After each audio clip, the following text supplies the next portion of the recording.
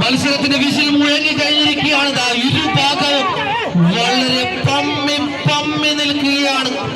ഇര പിടിക്കാൻ പമ്മി നിൽക്കുന്ന കടുവാക്കൂട്ടങ്ങൾ പോലെ ഇരുഭാഗവും തമ്മിൽ മറുഭാഗത്തിന്റെ പിഴുതു മനസ്സിലാക്കുവാൻ സസൂക്ഷ്മം മെയ്യും കണ്ണും വീർപ്പിച്ചു നിൽക്കുകയാണ്.